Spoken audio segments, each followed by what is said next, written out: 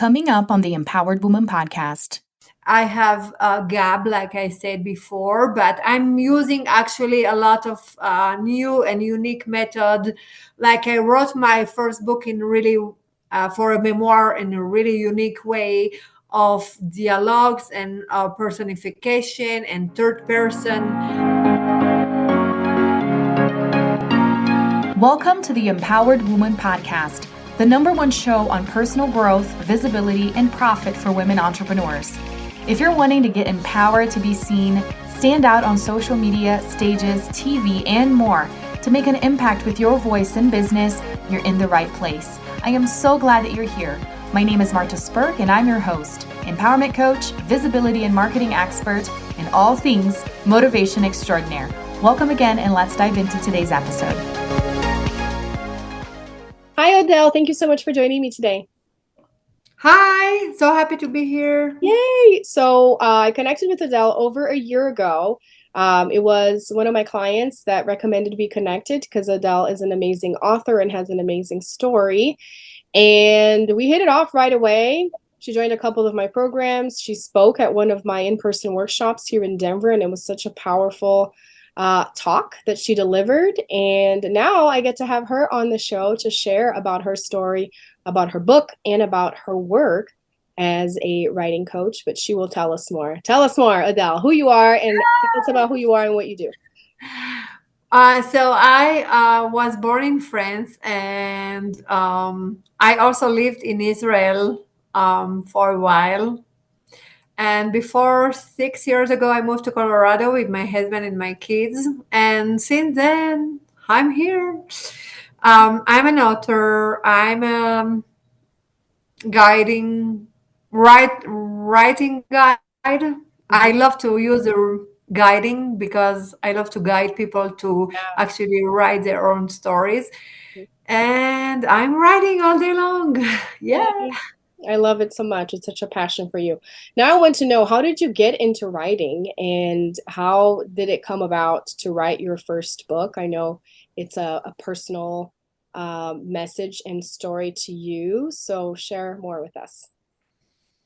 So I started writing actually when I was 10 years old in Paris. I was reading a lot and writing a lot. And then, life happened. So I stopped writing for a while.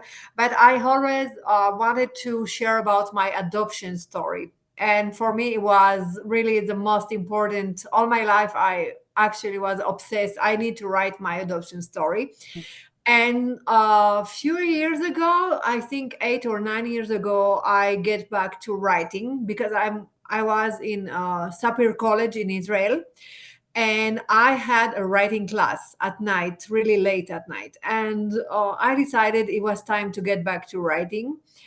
I asked my teacher whether I start writing a book, and I want to write about my adoption, and she asked me a really, really weird question at the time. She said, "What about your mom?" And I'm like, "I'm telling you, I am adopted. Why are you asking about my mom?" And to tell the truth, I never thought about my mom in that story of my adoption. I know it's weird, but it was all about me, and I was the victim of my life. Mm-hmm. And so I started writing. First of all, I interviewed my mom, and then I wrote my story. And I started really sad, obsessed, and a victim. And I finished really empowered and really strong, really happy, and really grateful. Yeah. So I did it. I wrote my first book, my memoir about my adoption, and yeah. Yeah, it's so powerful. One of the things that I noticed as I was reading your book is that you didn't frame it as a memoir, though. You told your story, but in the third person. It was about this character. And that was so different and so intriguing and original for me. And I would love for you to share with us why you made that decision and what impact that has had as you have been sharing your story. So that decision was made because it was really too close to me. It was my story, and it was too hard for me to actually start writing that story about myself. It was like, oh my gosh, it's so hard. And actually, in Israel, one of my teacher told me you should start writing in the third person, and I'm like, why? And actually, it was to do a separation between me and myself. Mm-hmm. Oh my God.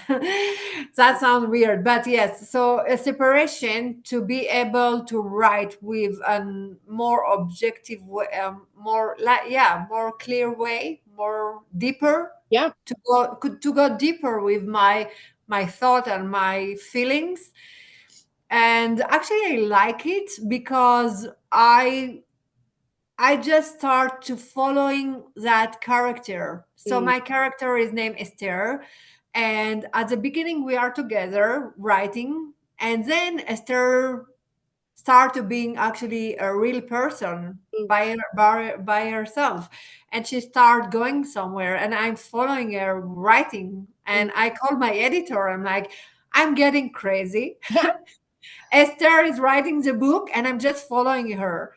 But at the end of the book, we get back together and we are in peace together, one piece, happy one piece. So Mm. yeah, and it was really amazing. It just let me being uh real.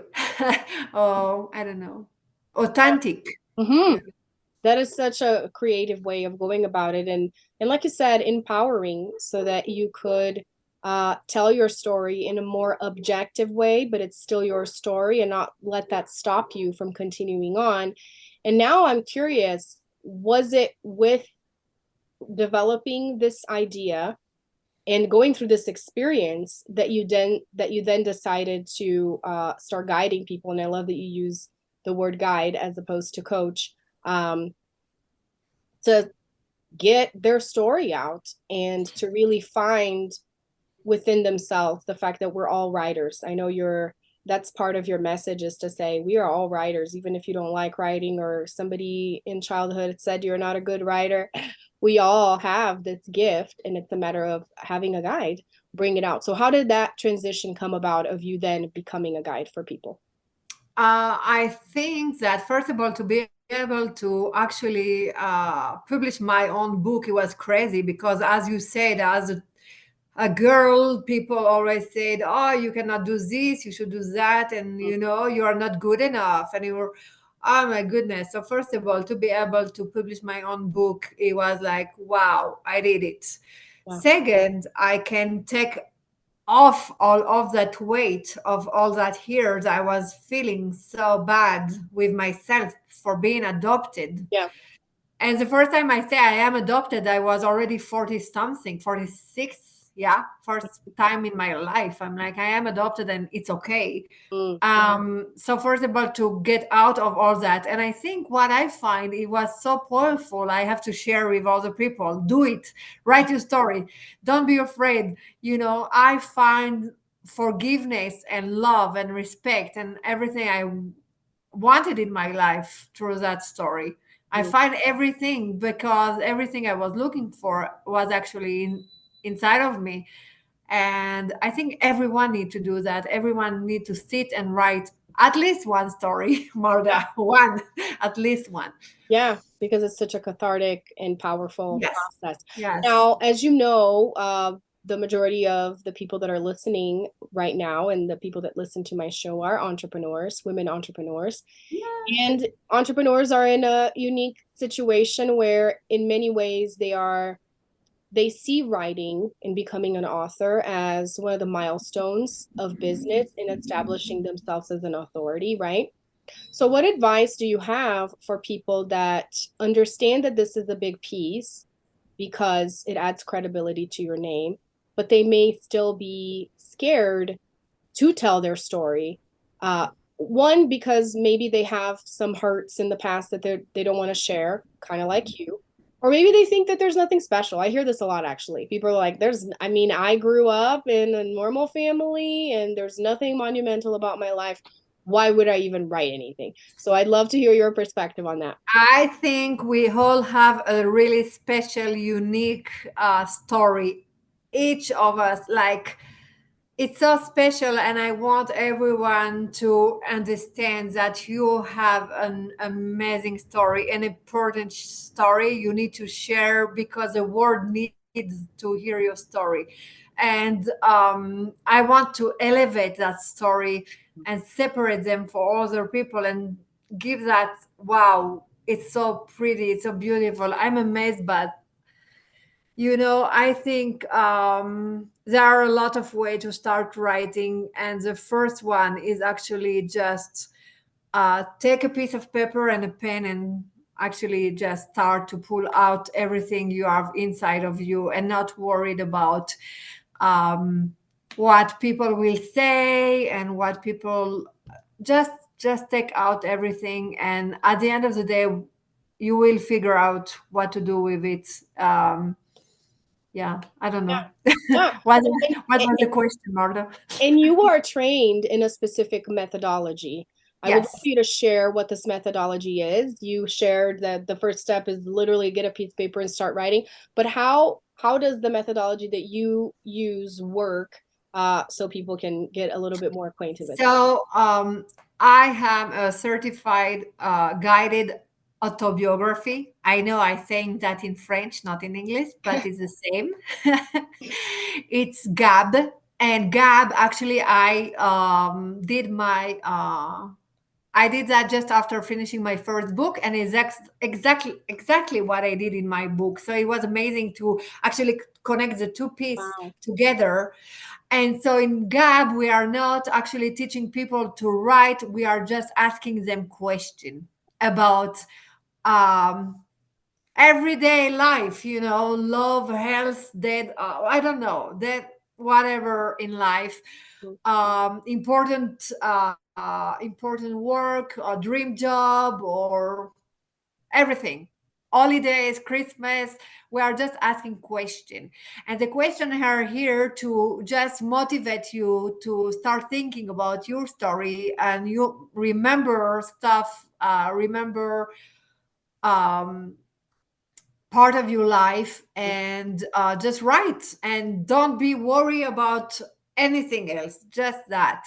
And so they are not supposed to answer the question, they are just to remind them what happened, because I think we are forgetting our story, and it's a sad part of it is that we need actually um, to catch that, because it's really important before it's disappeared and we forgot. So Yeah, that's such an important point that by you taking the time to write your story, publish a book, and tell the world about it, you are inviting yourself to remember about yourself because we're so busy all the time.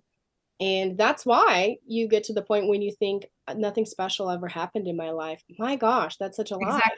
exactly. So let's remember that. And how do you remember that? You have somebody ask you questions and hold you accountable and guide you, just like you Yeah. said. I love that. Yeah. So what are some ways that people can work with you if they're listening now and they're like, well, I would love to be asked questions and to be guided to start sharing, to start writing and then share my story? So I have a website. It's Odelia Elgarat, ODELIAELGARAT, and all my programs are there. I have few programs. I have Capturing Legacy, where I'm doing actually I'm interviewing, and then I'm writing the book, but it's more part of your life and not something chronological and boring. Marta, where are Yeah. you born? I don't know. It's just part of your interesting part of your life. What do you love? What did you eat when you were a child in Brazil? What did you like to eat, Marta? Yeah. All kind of stuff. What music you love to listen? All come, yeah, with picture and everything. So that I'm doing that. It's yeah, Capturing Legacy. I have Gab, like I said before, but I'm using actually a lot of new and unique method. Like I wrote my first book in really for a memoir in a really unique way. of dialogues and personification and third person. So, and I am teaching people, not teaching, but guiding people to remember the senses. Mm-hmm. So when I'm doing a writing workshop, we are using senses, and I'm bringing a lot of fun stuff with me. So I have a lot of possibility to work with me, and I love to be able to look at a person in a new, unique way and to adjust to what they want. So, yeah. Those are great programs. I love the different ways that people can work with you, and be sure to Yeah. check out Odell's website. Something that just came to mind, and in working with you to do your signature talk, because I know you've been doing more speaking lately, and it's fun to watch you blossom from writing to speaking because you're so connected anyways, is that part of your framework is similar to what I have in my book, which is forgive yourself, right? Love yourself, forgive yourself. And those were things that came about as you started sharing your story of adoption. I'd love for you to take some time to talk about um, how that came about as you were writing your story, and also talk about some of your plans of doing projects in terms of sharing the message of adoption, because there's many people that know their reality and that is a very big part of their lives. So tell us more. About forgive yourself. Yeah, so you have 3 steps, remind me. Yeah. Yeah. Forgive yourself. It's actually allowing yourself to understand that even so you were like I thought I was a victim, and when I wrote my story, I actually forgive my birth mom for giving me to adoption, and I forgive my parent for keeping my adoption a secret. But after a few days I was still crying, Mm, and my husband Sharon, I told my husband Sharon, I'm like, I forgive everyone, but I'm still sad. mm, And so he asked me a question. He said something. He said, I think you forgot someone. And mm, I'm like, what? And I understand after a few days, I understand what I didn't forgive myself. mhm, And it took me a while to understand that I needed to forgive myself first before I forgive someone else, and letting go of judgment for other people, but also letting go of judgment for myself, for feeling what I have felt in my when I was a teenager and I was just figure out I was adopted. I was so mad. I was so bad feeling against my mom. And I needed to forgive myself for talking like that to my mom and yelling, "Who are you?" mm. It's hard. It's a hard situation when you are in front of your mom and you are yelling, "Who are you? What the heck?" So I needed to forgive myself for having those feeling, and I did. And then you can forgive anything, but forgiving is not forgetting. Mm. It's a really important point. I need to explain. I didn't forget, and I won't forget, and it's part of my story, and it's Yeah, good. yeah. But I don't need to be ashamed or afraid anymore. Hmm. When you get to forgiveness, you can learn to love yourself. And when you love yourself, you can give true, amazing love to other people around you with all your heart. My relationship with my husband and my kids, it's pure love. It's not because I need to love them. It's not because someone told me I should do that. It's Yeah. because it's really pure love. And then respect it's another story. For me it came last, but it's actually keeping that forgiveness and that love every day, Mm. and forgiving every day for little stuff, not just a big adoption or the big ex-husband, but also for forgiving myself today. I didn't wake up in the right time, or I forgot to buy something for my kids, and instead of going to that place of, I'm really bad mom, no, I forgive myself. So it's a every day, it's a process of every day, and that one is actually respecting yourself. Hmm. Mm. I love it. So forgive yourself, love yourself. and respect yourself, and to think that all of this came about as you embarked on this journey of sharing your story. So this is a great invitation for anyone wondering, should I write a book? Who am I to write a book? Is think Yes, you about should. what could come about and what you could learn about yourself and about life as you share this. And one more thing that I remembered that I think is such a big piece is you saying that when you first got started in writing your book, you wondered, and I think maybe people recommended, wait until your mom has passed to start telling the story. And you decided not to do that. And that was actually beneficial to your relationship with your mom. Tell Yeah. us. Yeah.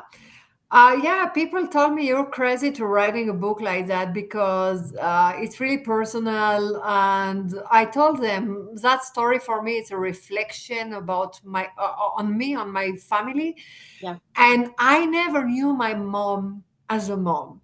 I knew my mom I as a person, sorry. I knew my mom as my mom. Yeah. I didn't know my mom as a person, as a woman. That's Yeah. why my teacher, when she say you mom, I'm like, oh my God, what do you want?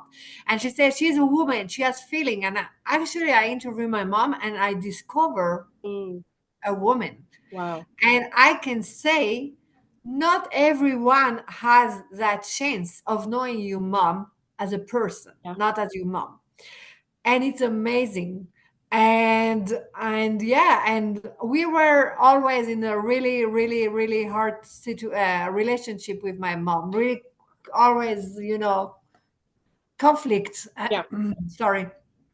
But after I did that, I felt so good about. I was so thankful for her, and I was also a mom to a teenage girl, and that teenage girl was doing a lot of stuff to me in the same time. So I had my mom in one side and my daughter in the other side, and my character in the middle, and I was, Yeah. oh my God. And my girl Danielle, she was really, really mad at me at the time, and that was actually taking me in my mom's shoes. Mm, And I was like, oh my God, that's what I did to my mom. Oops. mm, And it was amazing. I understood what is actually to be a mom. And is actually, I understood that my girl, Daniel, my daughter, Daniel, she was screaming. And I remember that, when I was her age, I was screaming because I was afraid mm. and because I was really scared. And so I listened to her, and anyway, it was amazing. I learned so much. But at the end of the day, I talked with my mom and I explained, mom, I wrote a book about that. And she said, "You crazy. You're actually crazy." And I'm like, "Yes, I know, mom. It's not new. I've always been crazy." And but she said, "I'm sorry, and she said, I'm really sorry." I explained a little bit about what I wrote in the book, and I told her, mom, I'm sorry too. And so at the end of the day, we apologized, and we finished that in a really, really, really amazing way. We didn't agree about anything since even after, you know we're still the same person, but we had a really great relationship. And not long time after that, she has her accident and she passed away. So I have a chance to have that before, and it's Mm. amazing. That is So so powerful. Oh my goodness. Yeah, I think, your story and what you have done by telling your story is so encouraging for people to get to know themselves more by writing and to tighten their relationships in their life. I mean, what you just said about many people, the majority of people don't know their moms as a person. That is huge. And as a mom, isn't that something that you would want your kids to know you as a person? exactly. So to think Yeah. that writing could accomplish that, or at least point you in the direction of doing that, is extremely powerful and empowering, which leads me to my final question, which is my $1 million question here on the show. I Are you know. ready? Odell, Okay. what is an empowered woman? Oh my God. Oh my God. I want to say it's me, but Oh, yeah. Yeah, that's great too. Okay, I love it. I don't think anyone has ever said that. okay, so it's me. Yeah. Yeah. And based on everything that you just said, it really is having that courage, right? Oh yeah, exactly, yeah. And you know what? Both of my daughter, they have one copy of my book, one in Hebrew and one in English, and they will have that forever, even when I'm not here, and they Yes. will know me as me and not as. Wow. That is amazing. Well, thank you so much for sharing with us. This was so powerful.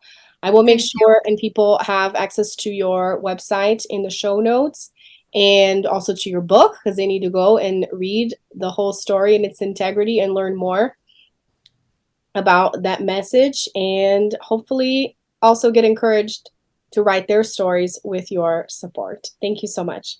Thank you. Thanks so much for tuning in today. I hope this episode empowered you. And if you enjoyed the show, please join the Empowered Woman community on Facebook and share with friends or leave a review on iTunes so more people can discover this empowering message. Until next time, bye.